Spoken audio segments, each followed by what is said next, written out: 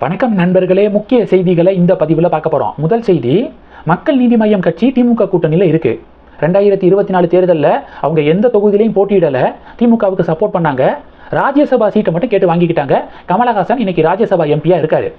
Assembly election வந்துருச்சா, திமுக கூட்டணியில் எவ்வளவு தொகுதிகளை கேட்டு பெறணும் அப்படின்னு சொல்லிட்டு ஆலோசனை கூட்டம் நடந்திருக்கு. டபுள் டிஜிட்டில் நம்ம தொகுதிகளை கேட்கலாம் அப்படின்னு சொல்லி கமலஹாசன் முடிவெடுத்திருக்காராம். டபுள் டிஜிட்டு டெஃபினட்டாக திமுக கொடுக்கறதுக்கு வாய்ப்பே இல்லை. சிங்கிள் டிஜிட்டில் தான் கமலஹாசனுக்கு தொகுதிகள் ஒதுக்கீடு செய்யப்படும். என்னுடைய கணிப்புப்படி 2 தொகுதி இல்லை 3 தொகுதி தான் கமலஹாசனுக்கு ஒதுக்கீடு செய்யப்படும் அப்படின்னு நான் நினைக்கிறேன். மக்கள் நீதி மையத்துக்கு நேற்று இது சம்பந்தமாக ஆலோசனை கூட்டம் நடந்திருக்கு. எம்என்எம்முடைய எக்ஸிக்யூட்டிவ் கமிட்டி மீட்டிங், அது சம்மந்தப்பட்ட வீடியோக்கள் வைரலாக ஷேர் ஆகுது. இப்போ பாஜக அதிமுக என்ன சொல்கிறாங்கன்னா, உலக வரலாற்றிலேயே கட்சியுடைய எக்ஸிக்யூட்டிவ் கமிட்டி மீட்டிங்கை தியேட்டர் ரூமில், ஹோம் தியேட்டர் ரூமில் நடத்தின ஒரே நபர் கமலஹாசன் தான், ஒரே கட்சி மக்கள் நீதி மையம் தான் அப்படின்னு சொல்லிட்டு இப்போ கலாய்க்கிறாங்க. அந்த வீடியோக்கள்லாம் வைரலாக ஷேர் ஆகுது. முக்கியமாக மக்கள் நீதி மையம் கட்சி சார்பாக போட்டியிட ஆசைப்படுறவங்க விருப்ப மனு வாங்கிக்கலாம் அப்படின்னு சொல்லிட்டு கமலஹாசன் அறிவிச்சிருக்காரு. நேற்று 15 பேர் விருப்ப மனு வாங்கியிருக்காங்களாம். இதில் காமெடி என்னென்னா, அதிமுக 15,000 ஃபிக்ஸ் பண்ணியிருக்காங்க விருப்ப மனு. திமுக இப்போ வரைக்கும் விருப்ப மனு விநியோகம் பண்ணலை. 2021 தேர்தலையே 25,000 ஃபிக்ஸ் பண்ணியிருந்தாங்க திமுக. இந்த வாட்டி ஒன்று 25,000 இருக்கும், இல்லை அதை விட கூட இருக்கும். கமலஹாசன் மக்கள் நீதி மய்யம் கட்சி 50,000 ரூபாய் ஃபிக்ஸ் பண்ணியிருக்காரு. மக்கள் நீதி மய்யம் கட்சி சார்பாக போட்டியிட 50,000 ரூபாய் கட்டி விருப்ப மனு வாங்கிக்கலாம் அப்படின்னு சொல்லிட்டு நேற்று அறிவிக்கப்பட்டிருக்கு. இதில் காமெடி என்னன்னா, 15 பேர் 50,000 கட்டி விருப்ப மனு வாங்கியிருக்காங்களாம். யார் அந்த 15 பேர் அப்படிங்கிறது தான் தெரில. ஒன்று. ரெண்டாவது என்ன பார்க்க போகிறோம், தினமலர் ஒரு ஆர்டிக்கிள் எழுதியிருக்காங்க. மோடி அவர்களுடைய மதுராந்தகம் கேம்பெயினுக்கு பிறகு களம் மாறுது, என்டிஏவுக்கு ஆதரவாக களம் திரும்புது அப்படின்னு நிறைய ரிப்போர்ட்ஸை பார்க்க முடியுது. இது எடப்பாடி பழனிசாமி அவர்களுக்கு பெரும் மகிழ்ச்சியை ஏற்படுத்தியிருக்கு அப்படின்னு தினமலர் ஆர்டிக்கிள் எழுதியிருக்காங்க. இந்த மகிழ்ச்சியின் காரணமாக பாஜகவுக்கு ஒதுக்கக்கூடிய சீட்டுகளுடைய எண்ணிக்கையும் இபிஎஸ் உயர்த்துறாராம்.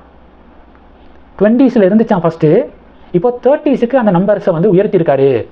பாஜகவுக்கு 30 தொகுதிகளும், என்டிஏல இருக்கக்கூடிய 2 சிறிய கட்சிகள் தாமரை சின்னத்தில் போட்டியிட விரும்புகிறாங்களாம்.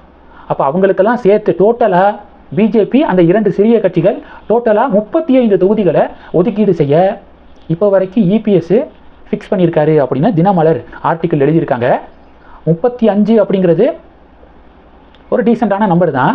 ஆனால் பாஜகவுக்கு இருக்கக்கூடிய பொட்டன்ஷியலுக்கு 35 அப்படிங்கிறது கம்மி தான், என்னுடைய தனிப்பட்ட கருத்து அது. ஏன்னா 2024 80 தொகுதிகளுக்கு மேலே என்டிஏ செகண்ட் பொசிஷன் வாங்கியிருக்காங்க. சட்டப்பேரவை வாரியாக நீங்கள் கணக்கெடுத்து பார்த்தீங்கன்னா 83 தொகுதி கரெக்டாக சொல்லணும்னா என்டிஏ செகண்டு, அதிமுக தேர்டு. அப்படி இருக்கும்போது 35 அப்படிங்கிறது ரொம்ப கம்மியான நம்பர் மாதிரி தான் எனக்கு தெரியுது. 12 விழுக்காடு ஓட் ஷேரை பிஜேபி ப்ரூவ் பண்ணி காமிச்சிருக்காங்க. அப்படி இருக்கும்போது மினிமம் 40 தொகுதி அப்படிங்கிறது ஒரு டீசெண்டான நம்பராக இருக்கும் அப்படின்னு நான் நினைக்கிறேன். உங்களுடைய கருத்துக்களை கமெண்ட் பண்ணுங்கள். ஸோ இது ஃபைனல் கிடையாது 35 அப்படிங்கிறது.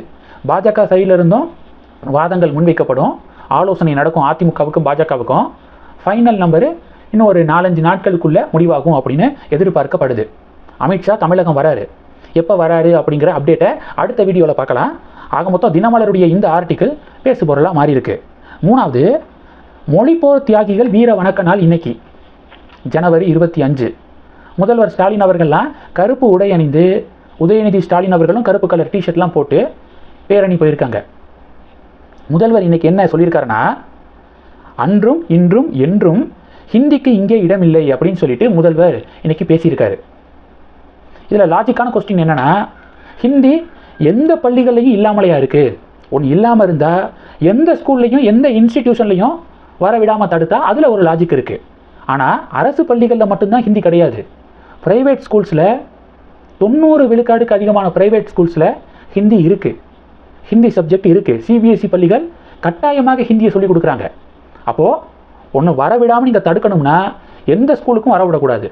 அது என்ன, கவர்மெண்ட் ஸ்கூலுக்கு வரவிட மாட்டோம், ப்ரைவேட் ஸ்கூலுக்கு அவங்களுடைய இஷ்டம் அப்படின்னு சொல்கிறது முரண்பாடுடைய மொத்த உருவமாக இருக்குது அப்படின்னு நிறைய பேர் ஃபீட்பேக் கொடுக்குறாங்க. பொதுமக்களும் இதை தான் சொல்கிறாங்க. 3வது மொழியாக எந்த மொழியை வேணாலும் கற்றுக்கலாம் அப்படின்னு ஆப்ஷன் இருக்கும்போது ஹிந்தியை திணிக்கிறாங்க அப்படின்னு கோஷம் போடுவதற்கான காரணம் என்ன? கவர்மெண்ட் ஸ்கூல்ஸில் இது மாதிரி தேர்டு லாங்குவேஜ் வந்துருச்சுன்னா ப்ரைவேட் ஸ்கூல்ஸு மற்றும் சிபிஎஸ்சி ஸ்கூலுக்கான டிமாண்டு குறைஞ்சிரும் அப்படின்னு பொலிட்டீஷியன்ஸ் பயப்படுறீங்களா? அதனால தான் மொழியை வரவிட மாட்டீங்களா அப்படின்னு சொல்லிட்டு கேள்விகளையும் சமூக வலைதளத்தில் பரவலாக பொதுமக்கள் கேட்குறாங்க.